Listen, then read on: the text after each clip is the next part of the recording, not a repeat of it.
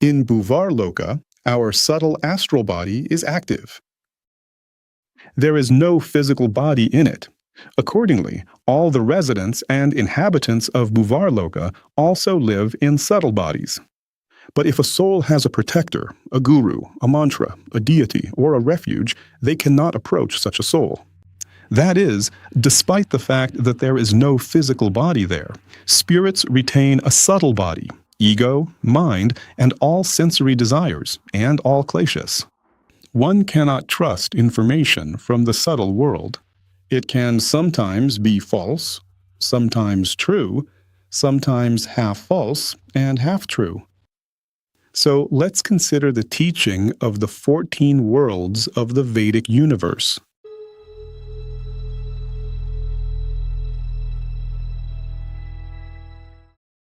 If our physical world, Bhur Loka, is known to us, then Bhuvar Loka and Swarga Loka are what is unknown, as long as we do not have the experience of samadhi, and we can only know about these worlds from their descriptions in sacred texts or from the descriptions of saints, as they are described in the sacred texts.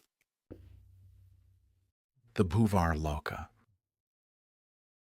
The second loka of the 14 worlds. The world of antariksha and subtle causality. In the Puranas, it is often called antariksha, the intermediate space, the intermediate world between heaven and earth. Bhuvar Loka is the astral world. Souls specifically pass through an intermediate state there after death and receive a path to a new birth, a new incarnation. In Bhuvar Loka, our subtle astral body is active. There is no physical body in it. Accordingly, all the residents and inhabitants of Bhuvar Loka also live in subtle bodies. What can Bhuvar Loka be compared to? For example, there is the physical world, but we also have experience of the virtual, digital world. And people live with their bodies in the physical world, but with their minds they often live a lot in virtual, digital worlds, now for the last 30 years. And other laws operate there. There is a different physics, a slightly different psychology, and different views on life.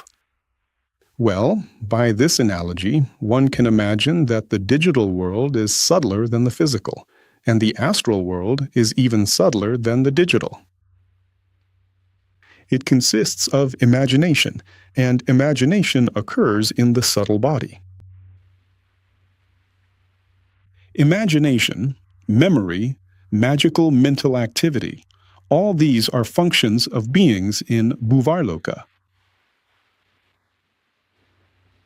Bhuvar Loka is located above Bhur Loka, below Svar Loka, between earth and heaven. Bhuvar Loka is a world where matter is no longer gross, but consciousness is not yet liberated.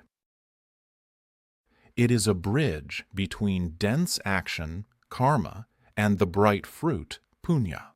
Bhuvar Loka is a space of transition, not a single abode, but a layer of states, a zone between the dense and the celestial. Bhuvar Loka is unstable by definition. Who lives in Bhuvar Loka?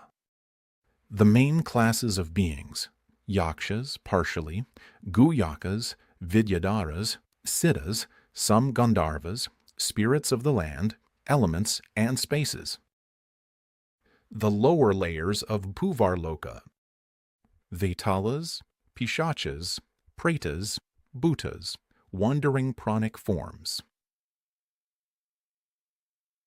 Characteristics. Bhuvar Loka has its own subdivisions, upper, middle, and lower. The upper abodes of Bhuvar Loka are closer to the heavens of Swarga, closer to the gods.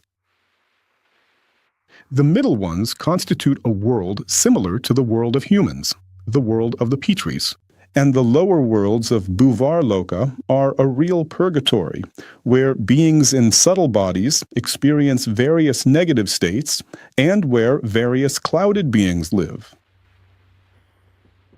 Gandharvas live in Bhuvar Loka, and the Puranas give such an example. If we take as a unit of enjoyment a young man on earth who has health, a physical body, all the sense organs, and all the royal pleasures of the world, then that is a human unit of enjoyment. Then the enjoyment of the Gandharvas living in the regions of Bhuvar Loka, it is 10,000 times greater than the enjoyment of such a young man. And the enjoyment of the inhabitants of Svarga, it is 10,000 times greater than the enjoyment of the Gandharvas living in the astral world. And the enjoyment of the gods, not ordinary inhabitants, but specifically the gods, is 10,000 times greater than the enjoyment of ordinary inhabitants of Svargaloka. That is, in Svargaloka, there are ordinary inhabitants. For example, someone was a human and through merit reached Svargaloka, but there are also gods, and their enjoyment is 10,000 times greater. And the enjoyment of the Lord of the gods, Indra, is 10,000 times greater than that of these inhabitants. Enjoyment includes here as well joyful states mind, and bhava, and siddhis, and the degree of free will, and the absence of various discomforts and suffering. And imagine, if here it is 1, then 10,000, 10,000, 10,000. Such a degree of freedom, joy, and awareness increases as you progress through the worlds. But 1 is like an ideal young man, and sometimes on earth there is no such one. Someone might have abilities, wealth, or health that allow for a degree of freedom, enjoyment of, say, 3%, perhaps, of that ideal one. Characteristics. Bodies are subtle, sukshma. Space is permeable. Thought quickly influences form, often perceived in dreams and visions. Many astral beings belong right here. Bhuvar Loka is also the subtle plane of the Rakshasas. After death, or in subtle form, Rakshasas become Yakshas, Pishachas, Bhuta Rakshasas. Bhuvar Loka is not uniform. It has a range from light to dark. The key sensation of Bhuvar Loka is fluidity and uncertainty. Here, forms are unstable, boundaries are permeable, identities change. The feeling is like in a dream, like in a vision, as if not quite here. It is a world of transition, not fixation. In Bhuvar Loka, there are various intermediate places where living beings find themselves in a transitional state. They do not have a permanently fixed body. Their body flickers. This is a sign that the being is in a transitional state. But there are also fixed locations, the pure lands of Bhuvar Loka, the worlds of the Pitris, which are formed by the consciousness of either gods or holy siddhas, and which remain stable for a very long time. And there, souls can be reborn and live stably for a long time, obtaining bodies. In all these dimensions, it's not the laws of the physical world or the laws of physics that apply, but magical laws. That is, these are worlds entirely organized according to the principles of magic. There is not a single active physical law there, like on Earth. All physical laws remain on Earth. Time flows differently, not like it does for people, but it flows in accordance with one's psychological state. Space is connected to consciousness, and there is no rigid attachment to geography. The force of gravity is absent, but a certain magical gravity is at work, according to the heaviness or subtle lightness of the subtle body. The world is governed by consciousness. it's possible to materialize objects, to control reality with the power of thought if you know how to do it. And some living beings residing in Pitri Loka, in Pure Lands, learn to materialize various objects by coordinating with the power of thought. They have entire schools that teach each other this and develop mental abilities through mentors. But in the lower worlds of Bhuvar Loka, there is no idyll. These are worlds of chaos. Lawlessness, where hordes of some rakshasas, bhutas, or strong spirits operate, who subjugate others, recruit armies for themselves, and gather into packs or gangs. And everyone survives and makes a living as best they can. The rule there is whoever has more magical power of mind is the strong one. The spirits of children there can gather into teenage gangs, controlling areas in astral cities. They can fight, battle, and compete for districts, for dominion over districts. And their bodies are somewhat sturdy, but their faces are distorted. They have such aggressive tendencies. And they always have some kind of strong leader there. There are astral cities controlled by certain beings from the human world who have achieved an understanding of magical power and try to be their spiritual mentors. And they have their own audience, or, as one might say, their own flock, and they protect souls that have just appeared. They sort of invite them in and try to educate and raise them.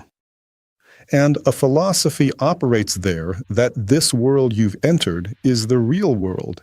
It's a permanent world, since they are not enlightened, but they have their own understanding of life.